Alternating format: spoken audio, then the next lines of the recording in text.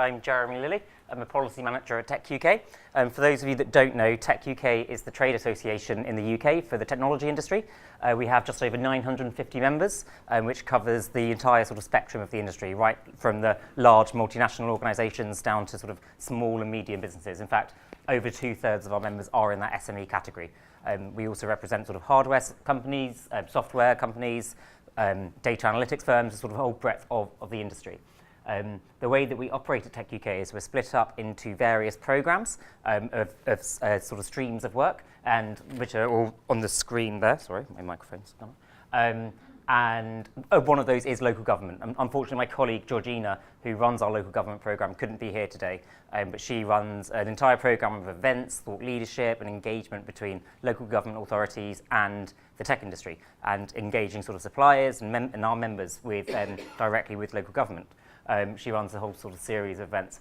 I do all of our policy work on data, and that obviously includes data protection, as well as sort of GDPR, e-privacy directives, international data transfers. I also run all of our policy work on intellectual property, copyright, and platform liability. So I've been quite busy recently. So as an industry, we seek to sort of engage our members into markets, so local government markets. We also have a strong showing across the public sector in health and social care as well, a specific programme to that. We have programmes on central government and defence, justice and emergency services, and the whole sort of breadth. We also have sort of more business-focused programmes such as financial services, environment and compliance, and those sort of issues as well. So in terms of GDPR, as everyone will know, it's been sort of about 5 years in the making. It's the most significant and comprehensive reform of data protection law in the UK and across the EU in over 20 years. So we've been doing a lot of work with our members and others to get organisations up to speed. And I'd point out as well at this point that I am not a lawyer, I'm not a data protection officer. We very much focus on the policy development of these things rather than sort of technical, practical advice to either our members or others. But our work on GDPR to date has sort of fallen into three broad buckets. The first is on awareness raising. So we're working with our members to make sure that they're all aware of the new responsibilities and rights of data subjects that are in the new law. I'm going to move away from this chair. So making sure that everyone's aware of it. And also one of the key messages within that is that data protection is not just a tech sector issue. It often has that perception that it only really matters in the technology sector. But increasingly, as businesses and public sector organisations rely on data, data protection must be at the core of every organisation of any size in any sector. So one of our key messages has been working with other organisations such as the Federation of Small Businesses, UK Finance and the British Retail Consortium, various other trade organisations to get the message out there that this is important for all organisations of every sector. So we've been running sort of events on awareness raising around that. We've also been offering our members training provided by sort of third-party sources to make sure, and they're also open to non-members to get them up to speed on exactly what they need to do, the more practical day-to-day implementation sides of GDPR. And then the third sort of broad bucket is on implementation, and that forms two pieces of work at the moment. As you've probably heard this morning, we're still waiting on quite a lot of guidance from the Information Commissioner's Office and the Article 29 Working Party in Europe. A lot of that guidance is being published in draft at the moment. We're now just sort of under 4 months away from GDPR taking effect. So that guidance is really important as organisations prepare their new policies and systems for GDPR. So Tech UK, on behalf of members, are commenting on draft guidance because sometimes we've noticed that the draft guidance actually doesn't really reflect the spirit of the regulation itself and might be overreaching in some elements. So we've been pushing back where we see that being the case. And on implementation as well, there is a number of different pieces of legislation that needs to be put in place before GDPR takes effect. That includes the UK Data Protection Bill, which is going through Parliament at the moment. In fact, it's just started in the House of Commons. So we've been working with parliamentarians in the Lords up until now, but now we're engaging with members of Parliament in the Commons on this to make sure that the UK's entire data protection regime is fit for GDPR and fit for post-Brexit. The issue with Brexit being issues around international data transfers once we're no longer a member of the EU, and there's a whole set of complications around that, which I won't trouble you with right now. So that's sort of been where our work is focused on GDPR to date. I imagine you've already received quite a bit of information on what actually is contained within the GDPR, so I won't spend too much time on this, but as suffice it to say, lots of new rights for data subjects. It really puts the citizen at the heart of data protection, and two of the key principles of GDPR are transparency and accountability, in order to give the data subject that control, far greater control over how their information is used by organisations. There's also a number of obligations and responsibilities for data controllers and processors, including rights to be forgotten, the right to data portability, the requirement for privacy impact assessments, new data breach notification requirements, which historically have only been required for the telecom sector, but now will be required throughout the board.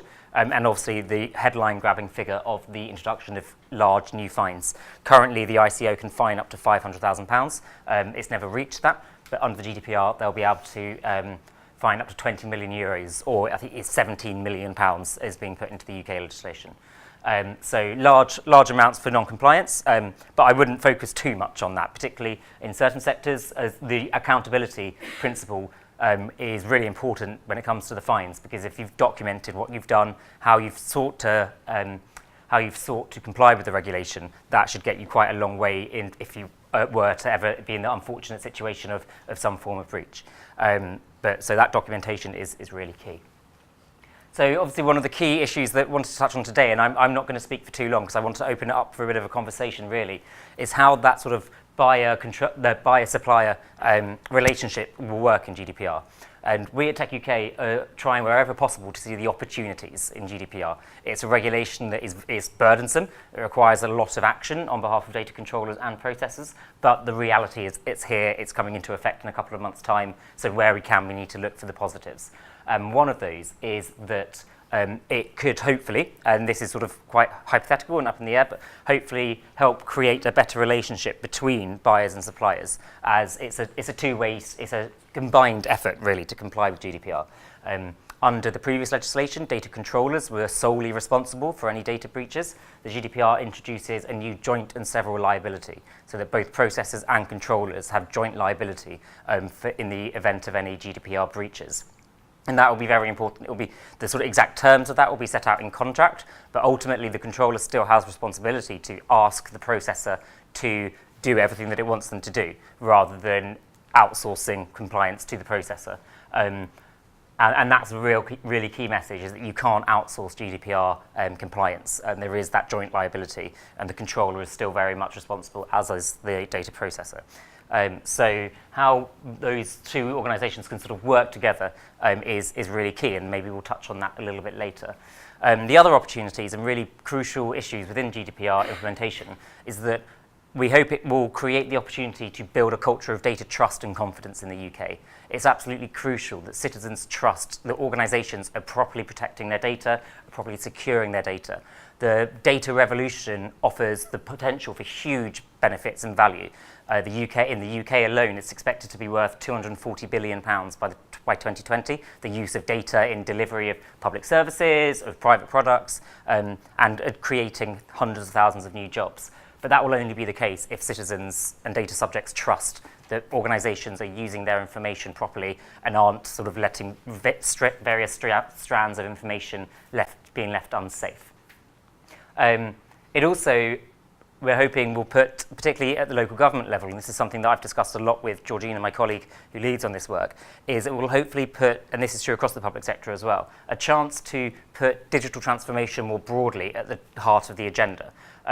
The fines, whilst sometimes a little bit scaremongering, offer a great opportunity to get senior buy-in within organisations to put digital transformation at the heart, using data more effectively. GDPR doesn't mean that you can't do anything with data in fear of finding yourself in a breach. It actually means that you can understand what data you have a lot more and utilise it more effectively. It will allow you to know where your data is, what data you have, what exactly you're doing with it, set within important parameters of protecting that information and giving citizens rights and controls over it.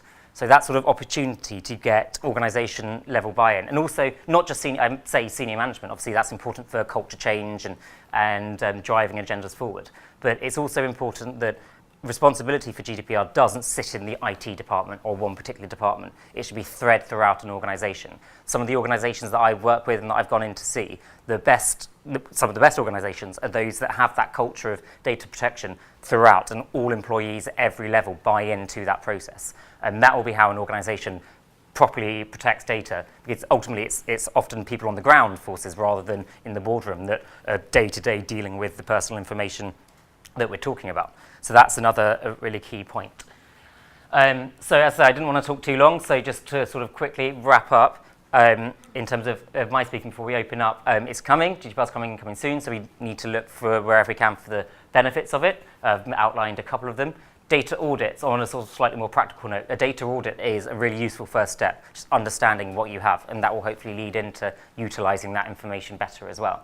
You need to start thinking about internal processes and also engage with suppliers. There's often a perception that suppliers aren't interested in helping their customers with GDPR compliance or other compliance issues. But I think that's a slightly false situation. I think actually there is a lot of will and want on the supplier's side to engage on how the sort of two can work together to make sure that everyone's complying properly with the law, and also that thinking beyond just the deadline of implementation, how utilising data can be put more at the heart of your organisation and help creating that culture of data trust and confidence in the UK.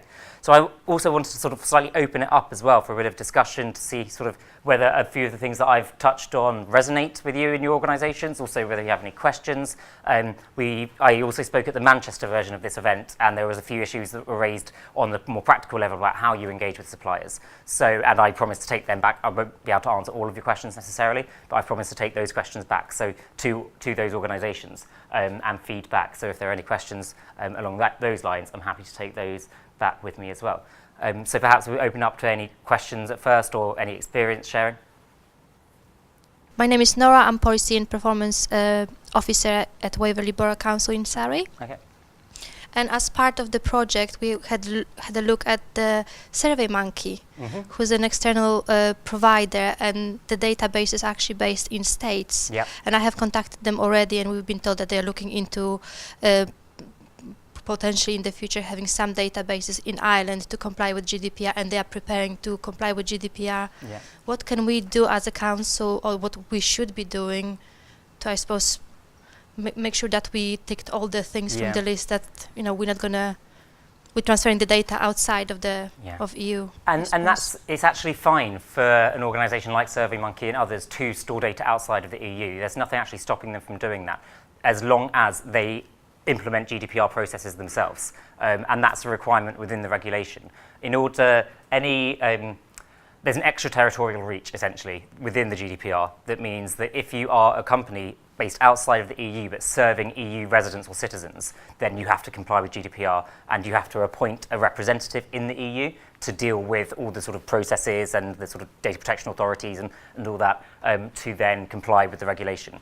There are also, and this is an EU-wide thing, if you transfer data outside of the EU, and this is where the UK has issues with, or not issues, but complications with coming out of the EU, countries within the EU are able to freely transfer data amongst each other with no additional safeguards or protections around it, because there's an assumption, and rightly so, that all of those countries will have correctly implemented EU law. When you transfer data outside of the EU, so for example SurveyMonkey sending it over to the US, that guarantee isn't there, so you can't automatically send it to a third country unless there are certain provisions in place. And there are various options within the GDPR and the current law as well, and this is the same as the current law in terms of transferring out of the EU. So if you transfer, a company transfers data, say, to the US or to another third country, there are various options for ensuring that they are compliant with all of the GDPR principles. That includes binding corporate rules. And binding corporate rules are only suitable for multinational organisations, and it's essentially a set of rules, set of procedures that allow them to make intra-group transfers of data to different third countries, and the rules set out that they are basically implementing GDPR and that any data within their group is properly protected under EU standards. You can also, on a similar sort of level, use standard contractual clauses. So when that data goes out to a third country, the organisation demonstrates in the contracts that it will protect personal data to a suitable level. There's also, and the best option, this is what the Tech UK wants for the UK when it's no longer part of the EU system, is what's called an adequacy agreement. And that's where the European Commission deems that a third country has a suitable level of data protection across the board. Those binding corporate rules and standard contractual clauses are company level compliance for individual businesses. Adequacy assessments are for the entire data protection regime of a country. So with the US, for example, we have what's known as the Privacy Shield Agreement, that where countries sign up to it, they are demonstrating that they will be complying with GDPR standards, and therefore that data transfer can take place. Organisations have to sign up to the Privacy Shield. I don't know, actually, off the top of my head, whether SurveyMonkey is one of them. That's something for you perhaps to check. I'd be surprised if it's not, but I don't know. SurveyMonkey aren't Tech UK members. But they have to sign up and demonstrate that they'll be complying with that.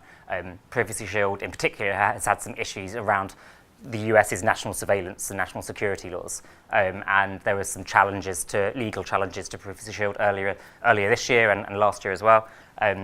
There was prior to Privacy Shield a system known as Safe Harbor, which was essentially the same thing, allowed that free flow of data between the US and the EU.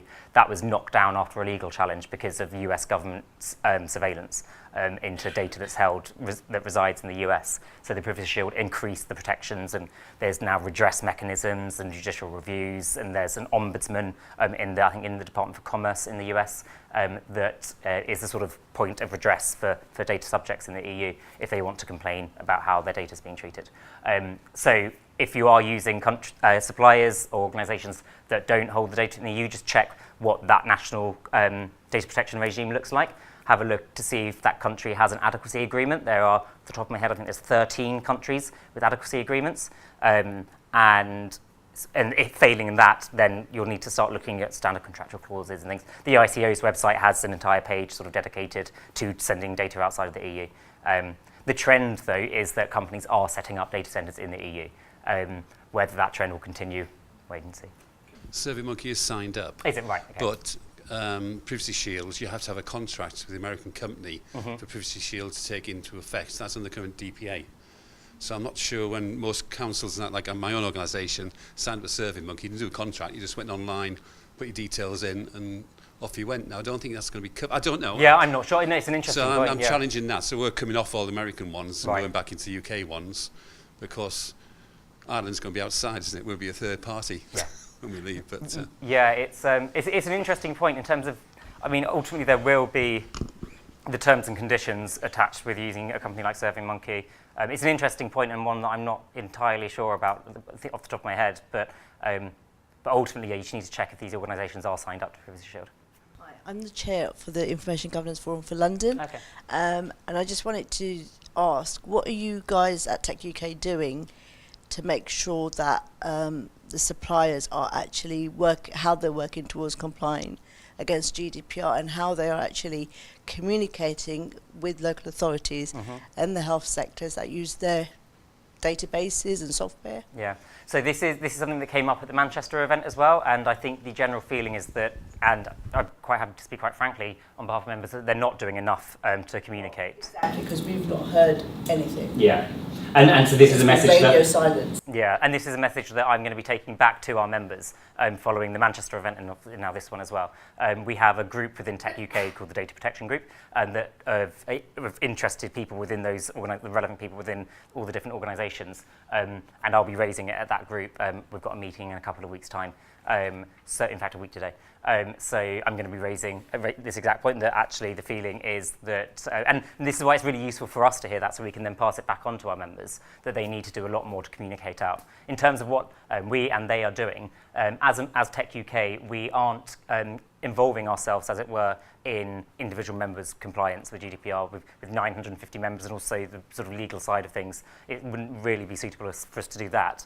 But I do know that members are doing a lot and investing a lot of money in order to update their systems and get everything in place so that they're compliant. We're also in a funny time at the moment because we are still waiting for that guidance as well. So important issues like how you collect valid consent, we still don't have final guidance on.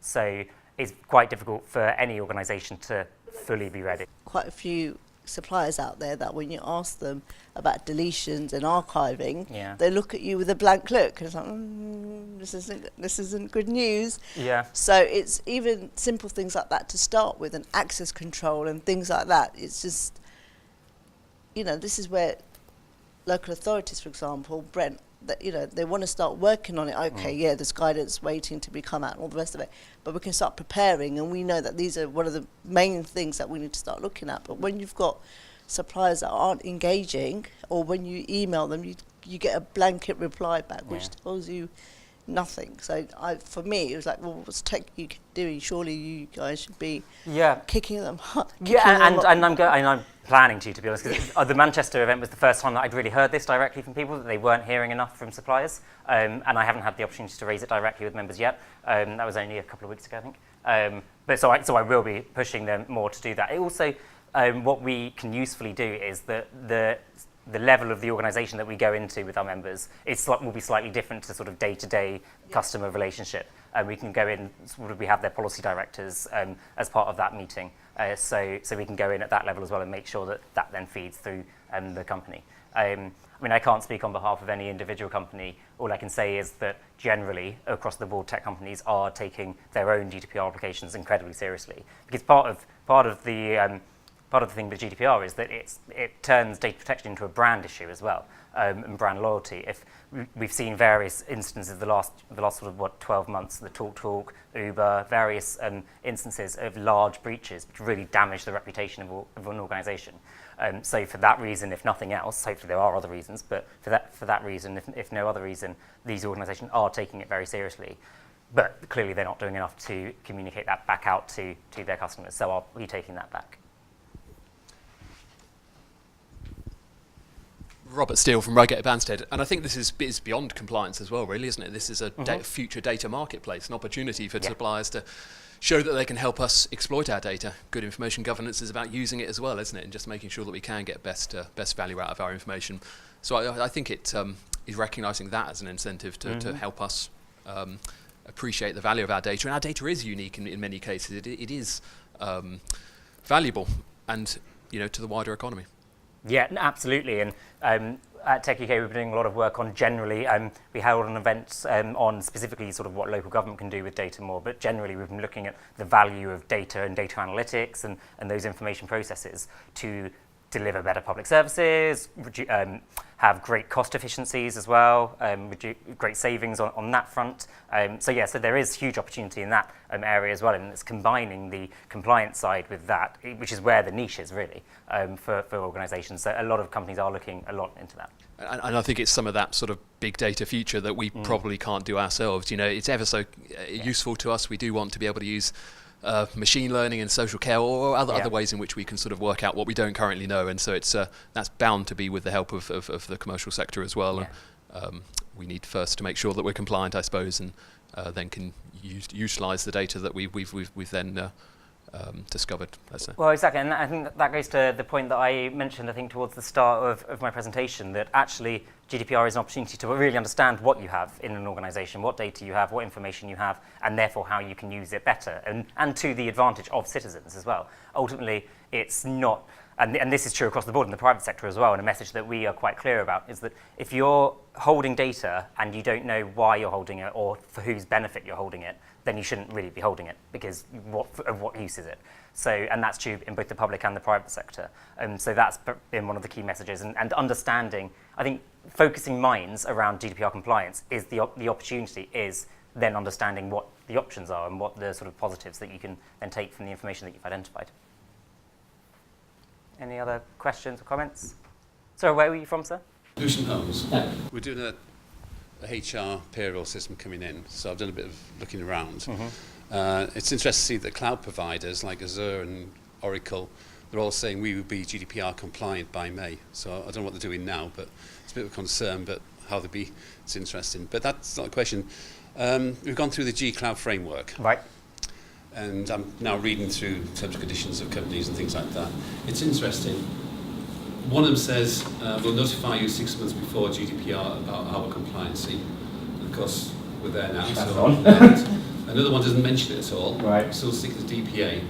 Now, G-Cloud is what you go to, the framework is what you go to first off to have a look at to get your systems or support.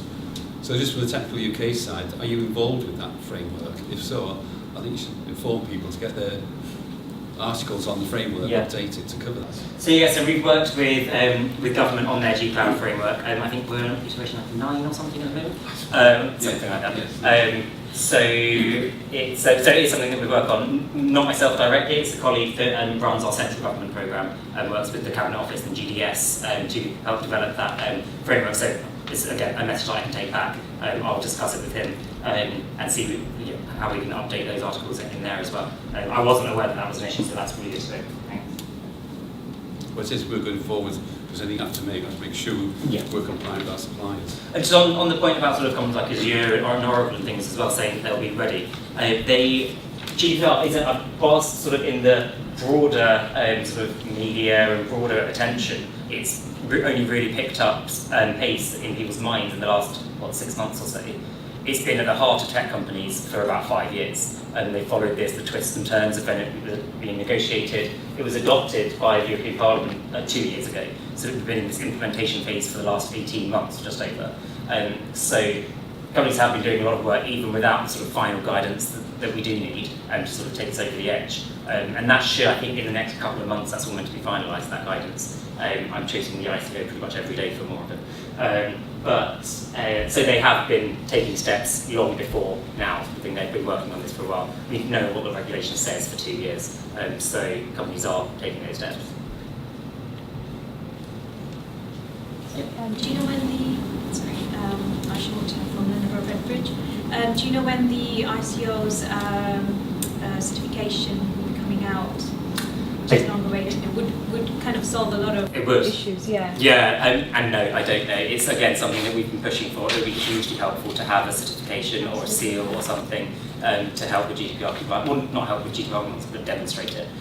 So we've been pushing them quite hard to do some more work on that. I think there is work going on behind the scenes, but in terms of when it will be published and agreed, part of the situation with GDPR and why it's taken so long to get guidance that we do have and why we're waiting for more things on certificates and things is because it all has to be agreed across the EU. Because one of the whole points of GDPR was harmonisation across the harmonised data protection framework.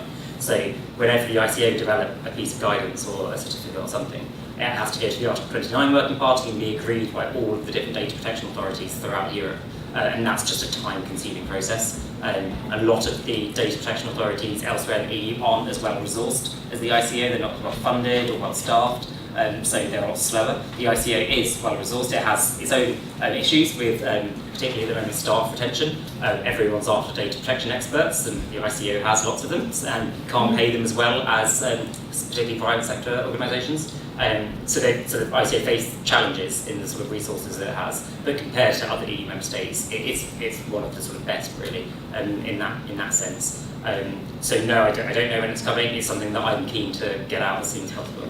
Do you have a kind of an ideal or a kind of sample due diligence checklist or template? I mean, I've created one myself. You know, but you know, I always think there's things missing, or you know, and I don't want it to be too onerous as well that suppliers get put off and get scared. Yeah. So you know, I want it to be a right balance. Yeah. I mean, I wouldn't worry about suppliers being scared. I think they're already pretty scared. I think in particular the smaller suppliers. I mean, yeah. I'm confident. Obviously, the large suppliers who are compliant and are doing everything they can and investing a whole lot of money. But I think the smaller suppliers are, you know, I think it's a bit much for them.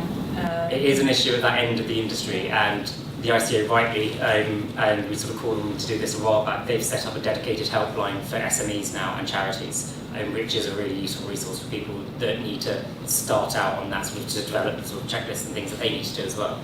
So that's a helpful step.